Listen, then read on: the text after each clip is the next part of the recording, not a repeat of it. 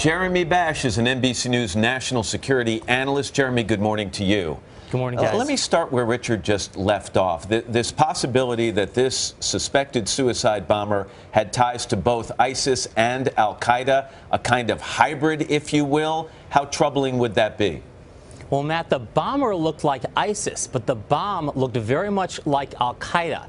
If you think about the individual, he was recruited, he was British-born, probably recruited online, acting principally alone. That is a classic ISIS MO. But the device he used appeared to be very powerful. Al-Qaeda has been known for its very sophisticated bomb-making capabilities, and this device may trace back to other organizations. That's what investigators will be looking at in the next 24 to 48 hours. Would that be unusual, Jeremy, for somebody, an individual, to have allegiances to ISIS and to Al-Qaeda? Because we've certainly heard that there's competition among these two groups. The organizations are definitely rivals, but Savannah, closer to the front lines, these groups mix and mingle, they interact, and different aspects of his network could have ties to both organizations. That's something we don't know yet. I want to ask you about the arrests that have just been made. We had one arrest made yesterday of a brother of the suspected suicide bomber. They're still looking, apparently, for another brother, and then 3 arrests made just overnight our time. So we're starting to see that this perhaps is a bigger circle.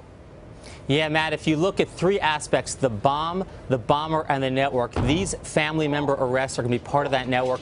Who else did he communicate with? Who did he talk to in the community? Who did he talk to online? Who are his other ties? And I think it's also important to note his travel, potentially to Libya. If you go back and look, in January 2017, the American Air Force conducted a B-2 strike on a training camp in Libya, killing about 80 ISIS terrorists who had fled the city of Sirte, about 25 miles southwest of Libya. There's been a lot of concern at the time. The Secretary of Defense, Ash Carter, said the reason we struck that training camp, this is just about 4 months ago, was because ISIS was plotting attacks in Europe. And Jeremy, I want to put an image up on our screen. This is actually a live shot. Investigators are outside the home of the suspect in Manchester as we speak. So they're headed back there. Number one, what significance do you make of that they're going back to the home, that there's more work to be done? And secondly, what about the fact that the UK has raised its terror level to its highest level, critical? Is that something you do in abundance of caution, or does that signal something more significant?